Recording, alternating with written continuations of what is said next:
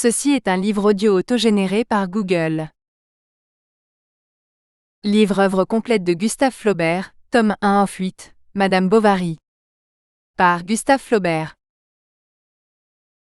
Note de l'éditeur. Depuis la mort de Gustave Flaubert, sa gloire littéraire n'a cessé de s'accroître. Une pleine justice lui a été rendue, et il occupe aujourd'hui sa place, légitimement consacrée, au premier rang des prosateurs de ce siècle. Le moment était opportun pour réunir ses œuvres complètes, en une édition définitive. Nous la publions dans le format classique des bibliothèques. En avril 1857, Madame Bovary parut, pour la première fois en volume, chez M.M. Michel Lévy Frères, après sa publication dans la Revue de Paris. Les mêmes éditeurs firent paraître en 1863, Salammbô, et en 1870, L'éducation sentimentale. La bibliothèque Charpentier édita en 1874, La tentation de saint Antoine et Il Candida, puis Les Trois Contes en 1877. Bouvard et Pécuchet, paru chez Monsieur le Maire en 1880. Le Château des Cœurs fut publié, la même année, par La Vie moderne. En réunissant ces divers ouvrages, il convenait d'en opérer une révision scrupuleuse sur les textes originaux. La préoccupation du style, le souci des moindres détails, était la passion de Flaubert. Dans la saisissante étude placée par M. Guy de Maupassant en tête de notre volume de Bouvard et Pécuchet, cette tendance ressort en pleine lumière, et nous devions avant toute chose en avoir le respect. Nous savions que Gustave Flaubert avait laissé à sa nièce, Madame Comenville, tous les manuscrits de ses ouvrages, dans la forme arrêtée par lui. Leur confrontation avec les dernières éditions était évidemment le meilleur moyen de découvrir le cas échéant, les fautes que nous avions à cœur d'éviter, et M. Léon Dircks, de concert avec les amis et les héritiers du maître, a bien voulu se charger de cette révision délicate. Ce travail a été fructueux autant qu'il était indispensable, car des différences se sont révélées çà et là, les unes manifestement erronées, les autres permettant encore le doute. Les plus petites altérations ont pu être rectifiées par une entente mutuelle, et nous publions aujourd'hui un texte rétabli, dans sa plus grande pureté. Il nous a semblé aussi que pour les compositions historiques, Sestafayeur pour Salammbô, La tentation de saint Antoine, La légende de saint Julien l'Hospitalier et Hérodias, un glossaire expliquant certains mots et certains noms peu connus pourrait satisfaire la curiosité du lecteur. Enfin, nous avons réuni, sous le titre de Mélange, plusieurs fragments d'œuvres de jeunesse tout à fait inédites et d'un intérêt incontestable. Nous avons donc entouré de toutes les garanties nécessaires pour la rendre, ne varietour l'édition définitive que nous offrons au public. Nous publierons ultérieurement, sous forme d'œuvres posthumes, la correspondance du maître. Avril 1885. Marie-Antoine Jules Sénard, membre du barreau de Paris, ex-président de l'Assemblée nationale et ancien ministre de l'Intérieur. Cher et illustre ami, permettez-moi d'inscrire votre nom en tête de ce livre et au-dessus même de sa dédicace, car c'est à vous surtout que j'en dois la publication. En passant par votre magnifique plaidoirie, mon œuvre a acquis pour moi-même comme une autorité imprévue. Acceptez donc ici l'hommage de ma gratitude, qui, si grande qu'elle puisse être, ne sera jamais à la hauteur de votre éloquence et de votre dévouement. Gustave Flaubert. Paris, 12 avril 1857. Madame Bovary. Première partie. Chapitre 1. Nous étions à l'étude, quand le proviseur entra, suivi d'un nouveau habillé en bourgeois et d'un garçon de classe qui portait un grand pupitre. Ceux qui dormaient se réveillèrent, et chacun se leva comme surpris dans son travail. Le proviseur nous fit signe de nous rasseoir, puis se tournant vers le maître d'études. « Monsieur Roger, lui dit-il à demi-voix, voici un élève que je vous recommande, il entre en 5e. Si son travail et sa conduite sont méritoires, il passera dans les grands, où l'appelle son âge. » Resté dans l'angle derrière la porte, si bien qu'on l'apercevait à peine, le nouveau était un gars de la campagne, d'une quinzaine d'années environ, et plus haut de taille qu'aucun de nous tous. Il avait les cheveux coupés droit sur le front, comme un chantre de village, l'air raisonnable et fort embarrassé. Quoiqu'il ne fût pas large des épaules, son habit de veste de drap vert à boutons noirs devait le gêner aux entournures, et laissait voir, par la fente des parements, des poignets rouges habitués à être nus. Ses jambes en bas bleus sortaient d'un pantalon jaunâtre, très tiré par les bretelles. Il était chaussé de souliers forts, mal cirés, garnis de clous. On commença la récitation, des leçons. Il les écouta de toutes ses oreilles, attentif comme au sermon, n'osant même croiser les cuisses ni s'appuyer sur le coude, et à 2 heures, quand la cloche sonna, le maître d'études fut obligé de l'avertir pour qu'il se mît avec nous dans les rangs. Nous avions l'habitude, en entrant en classe, de jeter nos casquettes par terre, afin d'avoir ensuite nos mains plus libres. Il fallait dès le seuil de la porte les lancer sous le banc, de façon à frapper contre la muraille en faisant beaucoup de poussière, c'était là le genre. Mais soit qu'il n'eût pas remarqué cette manœuvre, ou qu'il n'eût osé s'y soumettre, la prière était finie, que le nouveau tenait encore sa casquette sur ses 2 genoux. C'était une de ces coiffures d'ordre composite, où l'on retrouve les éléments du bonnet à poil, du chapska, du chapeau rond, de la casquette de loutre et du bonnet de coton, une de ces pauvres choses enfin dont la laideur muette a des profondeurs d'expression, comme le visage d'un imbécile. Ovoïde et renflée de baleine, elle commençait par 3 boudins circulaires, puis s'alternait séparés par une bande rouge, des losanges de velours et de poils de lapin, venait ensuite une façon de sac, qui se terminait par un polygone cartonné, couvert d'une broderie en soutache compliquée, et d'où pendait au bout d'un long cordon trop mince un petit croisillon de fils d'or, en manière de gland. Elle était neuve, la visière brillait. « Levez-vous » dit le professeur. Il se leva, sa casquette tomba. Toute la classe se mit à rire. Il se baissa pour la reprendre. Un voisin la fit tomber d'un coup de coude. Il la ramassa encore une fois. « Débarrassez-vous donc de votre casque » dit le professeur, qui était un homme d'esprit. Il y eut un rire éclatant des écoliers, qui décontenança le pauvre garçon, si bien qu'il ne savait s'il fallait la garder à sa main, la laisser par terre ou la mettre sur sa tête. Il se rassit et la posa sur ses genoux. « Levez-vous » reprit le professeur, et dites-moi votre nom. Le nouveau articula, d'une voix bredouillante, un nom inintelligible. Répétez. Le même bredouillement de syllabes se fit entendre, couvert par les huées de la classe. Plus haut, cria le maître, plus haut. Le nouveau, prenant alors une résolution extrême, ouvrit une bouche démesurée, et lança à plein poumon, comme pour appeler quelqu'un, ce mot, Charbovary. Ce fut un vacarme qui s'élança d'un bond, monta en crescendo avec des éclats de voix aigus. On hurlait, on aboyait, on trépignait, on répétait « Charbovary ». Charbovary, puis qui roula en notes isolées, se calmant à grand-peine, et parfois qui reprenait tout à coup, sur la ligne d'un banc où saillissait encore çà et là, comme un pétard mal éteint, quelques rires étouffés. Cependant, sous la pluie des pensums, l'ordre peu à peu se rétablit dans la classe, et le professeur, parvenu à saisir le nom de Charles Bovary, se l'étant fait dicter, épeler et relire, commanda tout de suite au pauvre diable d'aller s'asseoir sur le banc de paresse, au pied de la chaire. Il se mit en mouvement, mais avant de partir, hésita.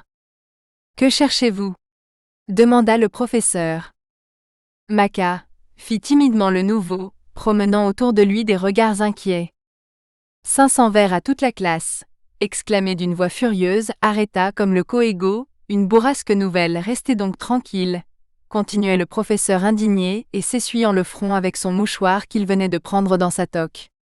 Quant à vous, le nouveau, vous me copierez 20 fois le verbe ridiculus sum, puis d'une voix plus douce, et vous la retrouverez votre casquette, on ne vous l'a pas volée. Tout reprit son calme. Les têtes se courbèrent sur les cartons, et le nouveau resta pendant 2 heures dans une tenue exemplaire, quoiqu'il eût bien, de temps à autre, quelques boulettes de papier lancées d'un bec de plume, qui vint s'éclabousser sur sa figure. Mais il s'essuyait avec la main, et demeurait immobile, les yeux baissés. Le soir, à l'étude, il tira ses bouts de manche de son pupitre, mit en ordre ses petites affaires, régla soigneusement son papier. Nous le vîmes qui travaillait en conscience, cherchant tous les mots dans le dictionnaire et se donnant beaucoup de mal. Grâce sans doute à cette bonne volonté dont il fit preuve, il dut de ne pas descendre dans la classe inférieure, car s'il savait passablement ses règles, il n'avait guère d'élégance dans les tournures. C'était le curé de son village qui lui avait commencé le latin, ses parents, par économie, ne l'ayant envoyé au collège que le plus tard possible.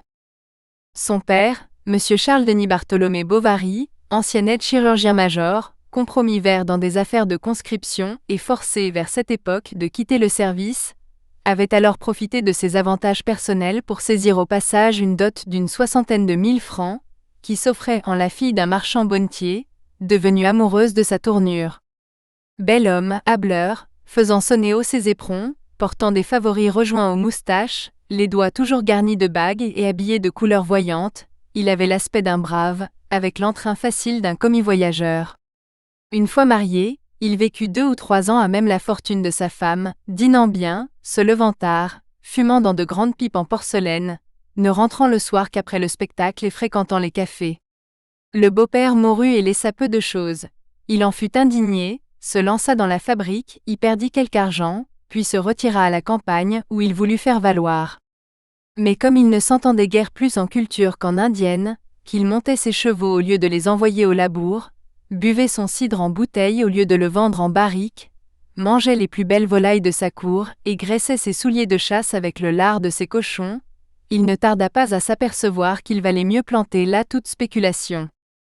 Moyennant 200 francs par an, il trouva donc à louer dans un village, sur les confins du pays de Caux et de la Picardie, une sorte de logis moitié ferme, moitié maison de maître, et chagrin, rongé de regrets, accusant le ciel, jaloux contre tout le monde, il s'enferma dès l'âge de 45 ans, dégoûté des hommes, disait-il, décidé à vivre en paix. Sa femme avait été folle de lui autrefois, elle l'avait aimé avec 1000 servilités, qui l'avaient détaché d'elle encore plus. Enjouée jadis expansive et tout aimante, elle était en vieillissant, devenue, à la façon du vin éventé qui se tourne en vinaigre, d'humeur difficile, piaillarde, nerveuse. Elle avait tant souffert sans se plaindre d'abord, quand elle le voyait courir après toutes les gotons de village et que 20 mauvais lieux le lui renvoyaient le soir, blasé et puant l'ivresse, puis l'orgueil s'était révolté. Alors elle s'était tue, avalant sa rage dans un stoïcisme muet qu'elle garda jusqu'à sa mort. Elle était sans cesse en course, en affaires. Elle allait chez les avoués, chez le président, se rappelait l'échéance des billets, obtenait des retards, et à la maison, repassait, cousait, blanchissait, surveillait les ouvriers, soldait les mémoires tandis que sans s'inquiéter de rien, monsieur, continuellement engourdi dans une somnolence boudeuse dont il ne se réveillait que pour lui dire des choses désobligeantes, restait à fumer au coin du feu, en crachant dans les cendres. Quand elle eut un enfant, il le fallut mettre en nourrice. Rentré chez eux, le marmot, quoiqu'à plaindre, fut gâté comme un prince. Sa mère le nourrissait de confitures, son père le laissait courir sans souliers, et pour faire le philosophe, disait même qu'il pouvait bien aller tout nu, comme les enfants des bêtes. À l'encontre des tendresses maternelles, il avait en tête un certain idéal viril de l'enfance, d'après lequel il tâchait de former son fils, voulant qu'on l'élevât durement à la Spartiate, pour lui faire une bonne constitution. Il l'envoyait se coucher sans feu, lui apprenait à boire de grands coups de rhum, et à insulter les processions. Mais naturellement paisible, le petit répondait mal à ses efforts. Sa mère le traînait toujours après elle. Elle lui découpait des cartons, lui racontait des histoires, s'entretenait avec lui dans des monologues sans fin, pleins de gaieté mélancolique et de chatteries babillardes. Dans l'isolement de sa vie, elle reporta sur cette tête d'enfant toutes ses vanités éparses, brisées. Elle rêvait de hautes positions, elle le voyait déjà grand, beau, spirituel, établi, dans les ponts et chaussées ou dans la magistrature. Elle lui apprit à lire, et même lui enseigna sur un vieux piano qu'elle avait, à chanter 2 ou 3 petites romances. Mais à tout cela, M. Bovary, peu soucieux des lettres, disait que ce n'était pas la peine. Aurait-il jamais de quoi l'entretenir dans les écoles du gouvernement, lui acheter une charge ou un fonds de commerce? D'ailleurs, avec du toupet un homme réussit toujours dans le monde. Madame Bovary se mordait les lèvres, et l'enfant vagabondait dans le village. Il suivait les laboureurs et chassait, à coups de mottes de terre, les corbeaux qui s'envolaient. Il mangeait des mûres le long des fossés, gardait les dindons avec une gaule, fanait à la moisson, courait dans le bois, jouait à la marelle sous le porche de l'église les jours de pluie, et aux grandes fêtes, suppliait le bedeau de lui laisser sonner les cloches, pour se pendre de tout son corps à la grande corde, et se sentir emporté par elle dans sa volée. Aussi poussa-t-il comme un chêne. Il acquit de fortes mains, de belles couleurs. À 12 ans, sa mère obtint que l'on commençât ses études. On en chargea le curé. Mais les leçons étaient si courtes et si mal suivies, qu'elles ne pouvaient servir à grand cause. C'était au moment perdu qu'elle se donnait dans la sacristie, debout, à la hâte, entre un baptême et un enterrement, ou bien le curé envoyait chercher son élève après l'Angélus, quand il n'avait pas à sortir. On montait dans sa chambre, on s'installait. Les moucherons et les papillons de nuit tournoyaient autour de la chandelle. Il faisait chaud, l'enfant s'endormait, et le bonhomme, s'assoupissant, les mains sur son ventre, ne tardait pas à ronfler la bouche ouverte. D'autres fois, quand monsieur le curé, revenant de porter le viatique à quelques malades des environs, apercevait Charles qui polissonnait dans la campagne, il l'appelait, le sermonnait un quart d'heure, et profitait de l'occasion pour lui faire conjuguer son verbe au pied d'un arbre. La pluie venait les interrompre, ou une connaissance qui passait. Du reste, il était toujours content de lui, disant même que le jeune homme avait beaucoup de mémoire. Charles ne pouvait en rester là, madame fut énergique. Honteux, ou fatigué plutôt, monsieur céda sans résistance, et l'on attendit encore 1 an que le gamin eût fait sa première communion. 6 mois se passèrent encore, et l'année d'après, Charles fut définitivement envoyé au collège de Rouen, où son père l'amena lui-même, vers la fin d'octobre, à l'époque de la foire Saint-Romain. Il serait maintenant impossible à aucun de nous, de se rien rappeler de lui. C'était un garçon de tempérament modéré, qui jouait aux récréations, travaillait à l'étude, écoutait en classe, dormant bien au dortoir et mangeant bien au réfectoire. Il avait pour correspondant un quincaillier en gros de la rue Gantry, qui le faisait sortir 1 fois par mois, le dimanche, après que sa boutique était fermée, l'envoyait se promener sur le port regarder les bateaux, puis le ramenait au collège dès 7 heures, avant le souper. Le soir de chaque jeudi, il écrivait une longue lettre à sa mère, avec de l'encre rouge et 3 pains à cacheter, puis il repassait ses cahiers d'histoire, ou bien lisait un vieux volume d'Anacharsis qui traînait dans l'étude. En promenade, il causait avec le domestique, qui était de la campagne comme lui. À force de s'appliquer, il se maintint toujours vers le milieu de la classe. Une fois même, il gagna un premier accessit d'histoire naturelle. Mais, à la fin de sa 3e, ses parents le retirèrent du collège pour lui faire étudier la médecine, persuadés qu'il pourrait se pousser seul jusqu'au baccalauréat. Sa mère lui choisit une chambre, au 4e, sur l'eau de Robec, chez un teinturier de sa connaissance. Elle conclut les arrangements de sa pension, se procura des meubles, une table et 2 chaises, fit venir de chez elle un vieux lit en merisier, et acheta de plus un petit poêle en fonte, avec la provision de bois qui devait chauffer son pauvre enfant. Puis elle partit au bout de la semaine, après 1000 recommandations de se bien conduire, maintenant qu'il allait être abandonné à lui-même. Le programme des cours qu'il lut sur l'affiche lui fit un effet d'étourdissement. Cours d'anatomie, cours de pathologie, cours de physiologie, cours de pharmacie, cours de chimie et de botanique et de clinique et de thérapeutique, sans compter l'hygiène ni les matières médicales, tous noms dont il ignorait les étymologies, et qui étaient comme autant de portes de sanctuaires pleins d'augustes ténèbres. Il n'y comprit rien, il avait beau écouter, il ne saisissait pas. Il travaillait pourtant, il avait des cahiers reliés, il suivait tous les cours, il ne perdait pas une seule visite. Il accomplissait sa petite tâche quotidienne à la manière du cheval de manège, qui tourne en place les yeux bandés, ignorant de la besogne qu'il broie.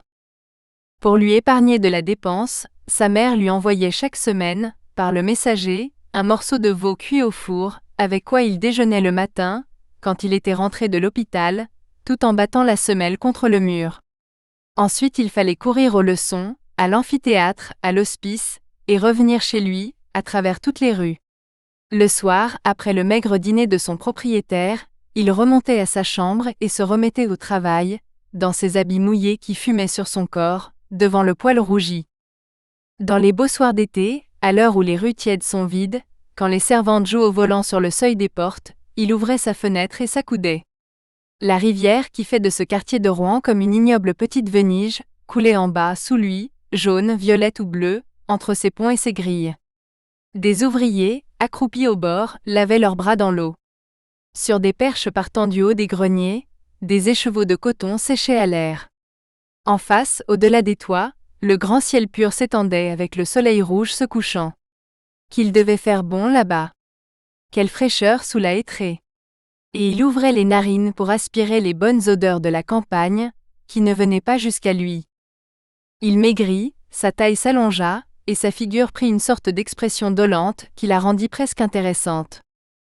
Naturellement, par nonchalance, il en vint à se délier de toutes les résolutions qu'il s'était faites. Une fois il manqua la visite, le lendemain son cours, et savourant la paresse, peu à peu, n'y retourna plus. Il prit l'habitude du cabaret, avec la passion des dominos. S'enfermer chaque soir dans un sale appartement public, pour y taper sur des tables de marbre de petits os de mouton marqués de petits points noirs, lui semblait un acte précieux de sa liberté, qui le rehaussait d'estime vis-à-vis de lui-même. C'était comme l'initiation au monde, l'accès des plaisirs défendus, et en entrant, il posait la main sur le bouton de la porte avec une joie presque sensuelle. Alors beaucoup de choses comprimées en lui se dilatèrent. Il apprit des couplets par cœur, qu'il chantait au bienvenu, s'enthousiasma pour Béranger, sut faire du punch et connut enfin l'amour. Grâce à ses travaux préparatoires, il échoua complètement à son examen d'officier de santé. On l'attendait le soir même à la maison, pour le fêter de son succès. Il partit à pied, et s'arrêta vers l'entrée du village, où il fit demander sa mère et lui conta tout. Elle l'excusa, rejetant l'échec sur l'injustice des examinateurs, et le raffermit un peu, se chargeant d'arranger les choses. 5 ans plus tard seulement, M. Bovary connut la vérité, elle était vieille. Il l'accepta, ne pouvant d'ailleurs supposer qu'un homme issu de lui fût un sot. Charles se remit donc au travail, et prépara sans discontinuer les matières de son examen, dont il apprit d'avance toutes les questions par cœur. Il fut reçu avec une assez bonne note. Quel beau jour pour sa mère. On donna un grand dîner. Où ira-t-il exercer son art? À Tostes. Il n'y avait là qu'un vieux médecin. Depuis longtemps, Madame Bovary guettait sa mort, et le bonhomme n'avait point encore plié bagage, que Charles était déjà installé en face, comme son successeur. Mais ce n'était pas tout que d'avoir élevé son fils, de lui avoir fait apprendre la médecine, et découvert Tostes pour l'exercer. Il lui fallait une femme. Elle lui en trouva une, la veuve d'un huissier de Dieppe, qui avait 45 ans et 1200 livres de rente. Quoiqu'elle fût laide, sèche comme un cotteret et bourgeonnée comme un printemps, certes Madame Dubuc ne manquait pas de partis à choisir. Pour arriver à ses fins, la mère Bovary fut obligée de les évincer tous, et elle déjoua même fort habilement les intrigues d'un charcutier, qui était soutenu par les prêtres. Charles avait entrevu dans le mariage l'avènement d'une condition meilleure, imaginant qu'il serait plus libre, et pourrait disposer de sa personne, et de son argent. Mais sa femme fut le maître, il devait devant le monde dire ceci, ne pas dire cela, faire maigre tous les vendredis, s'habiller comme elle l'entendait, harceler par son ordre les clients qui ne payaient pas. Elle décachetait ses lettres, épiait ses démarches, et l'écoutait, à travers la cloison, donner ses consultations dans son cabinet, quand il avait des femmes. Il lui fallait son chocolat tous les matins, des égards à n'en plus finir. Elle se plaignait sans cesse de ses nerfs, de sa poitrine, de ses humeurs. Le bruit des pas lui faisait mal, on s'en allait, la solitude lui devenait odieuse, revenait-on près d'elle, c'était pour la voir mourir sans doute. Le soir, quand Charles rentrait, elle sortait de dessous ses draps ses longs bras maigres, les lui passait autour du cou, et l'ayant fait asseoir au bord du lit, se mettait à lui parler de ses chagrins. Il l'oubliait, il en aimait une autre. On lui avait dit qu'elle serait malheureuse, et elle finissait en lui demandant quelques sirops pour sa santé et un peu plus d'amour. Fin du chapitre. Chapitre 2. Une nuit, vers 11 heures, il fut réveillé par le bruit d'un cheval qui s'arrêta juste à la porte. La bonne ouvrit la lucarne du grenier, et parlementa quelque temps avec un homme resté en bas, dans la rue. Il venait chercher le médecin, il avait une lettre. Nastasie descendit les marches en grelottant, et alla ouvrir la serrure et les verrous, l'un après l'autre. L'homme laissa son cheval, et suivant la bonne, entra tout à coup derrière elle. Il tira dedans son bonnet de laine à houppe grise, une lettre enveloppée dans un chiffon, et la présenta délicatement à Charles, qui s'accouda sur l'oreiller pour la lire. Nastasie, près du lit, tenait la lumière.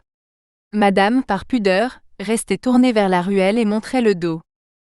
Cette lettre, cachetée d'un petit cachet de cire bleue, suppliait M. Bovary de se rendre immédiatement à la ferme des Bertaux, pour remettre une jambe cassée. Or il y a de Tostes aux Bertaux 6 bonnes lieues de traverse, en passant par Longueville et Saint-Victor. La nuit était noire, Madame Bovary jeune redoutait les accidents pour son mari. Donc il fut décidé que le valet d'écurie prendrait les devants. Charles partirait 3 heures plus tard, au lever de la lune. On enverrait un gamin à sa rencontre, afin de lui montrer le chemin de la ferme, et d'ouvrir les clôtures devant lui. Vers 4 heures du matin, Charles, bien enveloppé dans son manteau, se mit en route pour les Bertaux. Encore engourdi par la chaleur du sommeil, il se laissait bercer au trot pacifique de sa bête. Quand elle s'arrêtait d'elle-même devant ces trous entourés d'épines que l'on creuse au bord des sillons, Charles, se réveillant en sursaut, se rappelait vite la jambe cassée, et il tâchait de se remettre en mémoire toutes les fractures qu'il savait. La pluie ne tombait plus, le jour commençait à venir, et sur les branches des pommiers sans feuilles, des oiseaux se tenaient immobiles, hérissant leurs petites plumes au vent froid du matin. La plate campagne s'étalait à perte de vue, et les bouquets d'arbres autour des fermes faisaient à intervalles éloignés des taches d'un violet noir sur cette grande surface grise, qui se perdait à l'horizon dans le ton morne du ciel. Charles, de temps à autre, ouvrait les yeux, puis son esprit se fatiguant et le sommeil revenant de soi-même, bientôt il entrait dans une sorte d'assoupissement où ses sensations récentes se confondant avec des souvenirs, lui-même se percevait double, à la fois étudiant et marié, couché dans son lit comme tout à l'heure, traversant une salle d'opéré comme autrefois. L'odeur chaude des cataplasmes se mêlait dans sa tête à la verte odeur de la rosée, il entendait rouler sur leurs tringles les anneaux de fer des lits, et sa femme dormir. Comme il passait par Vassonville, il aperçut au bord d'un fossé un jeune garçon assis sur l'herbe. « Êtes-vous le médecin ?» demanda l'enfant. Et sur la réponse de Charles, il prit ses sabots à ses mains et se mit à courir devant lui. L'officier de santé, chemin faisant, comprit au discours de son guide que M. Rouault devait être un cultivateur des plus aisés. Il s'était cassé la jambe la veille au soir, en revenant de faire les rois chez un voisin. Sa femme était morte depuis 2 ans. Il n'avait avec lui que sa demoiselle, qui l'aidait à tenir la maison. Les ornières devinrent plus profondes. On approchait des Bertaux. Le petit gars, se coulant par un trou de haie, disparut, puis il revint au bout d'une cour, en ouvrit la barrière. Le cheval glissait sur l'herbe mouillée, Charles se baissait pour passer sous les branches. Les chiens de garde à la niche aboyaient en tirant sur leurs chaînes. Quand il entra dans les Bertaux, son cheval eut peur et fit un grand écart. C'était une ferme de bonne apparence. On voyait dans les écuries par le dessus des portes ouvertes, de gros chevaux de labour qui mangeaient tranquillement dans des râteliers neufs. Le long des bâtiments s'étendait un large fumier, de la buée s'en élevait, et parmi les poules et les dindons picoraient dessus 5 ou 6 paons, luxe des basses-cours cauchoises. La bergerie était longue, la grange était haute, à murs lisses comme la main. Il y avait sous le hangar 2 grandes charrettes et 4 charrues, avec leurs fouets, leurs colliers, leurs équipages complets, dont les toisons de laine bleue se salissaient à la poussière fine qui tombait des greniers. La cour allait en montant, plantée d'arbres symétriquement espacés, et le bruit gai d'un troupeau d'oies retentissait près de la mare. Une jeune femme, en robe de mérinos bleu garnie de 3 volants, vint sur le seuil de la maison pour recevoir M. Bovary, qu'elle fit entrer dans la cuisine, où flambait un grand feu. Le déjeuner des gens bouillonnait autour, dans des petits pots de taille inégale. Des vêtements humides séchaient dans l'intérieur de la cheminée. La pelle, les pincettes et le bec du soufflet, tous de proportions colossales, brillaient comme de l'acier poli, tandis que le long des murs s'étendait une abondante batterie de cuisine, où miroitait inégalement la flamme claire du foyer, jointe aux premières lueurs du soleil arrivant par les carreaux. Charles monta au premier, voir le malade. Il le trouva dans son lit, suant sous ses couvertures, et ayant rejeté bien loin son bonnet de coton. C'était un gros petit homme de 50 ans, à la peau blanche, à l'œil bleu, chauve sur le devant de la tête, et qui portait des boucles d'oreilles. Il avait à ses côtés, sur une chaise, une grande carafe d'eau-de-vie, dont il se versait de temps à autre pour se donner du cœur au ventre. Mais dès qu'il vit le médecin, son exaltation tomba, et au lieu de sacrer comme il le faisait depuis 12 heures, il se prit à geindre faiblement. La fracture était simple, sans complication d'aucune espèce. Charles n'eût osé en souhaiter de plus facile. Alors, se rappelant les allures de ses maîtres auprès du lit des blessés, il réconforta le patient avec toutes sortes de bons mots, caresses chirurgicales, qui sont comme l'huile dont on graisse les bistouris. Afin d'avoir des attelles, On alla chercher sous la charretterie un paquet de lattes. Charles en choisit une, la coupa en morceaux et la polit avec un éclat. Nous espérons que vous avez apprécié cet aperçu. Pour continuer à écouter ce livre audio sur Google Play Livres, utilisez le lien dans la description de la vidéo.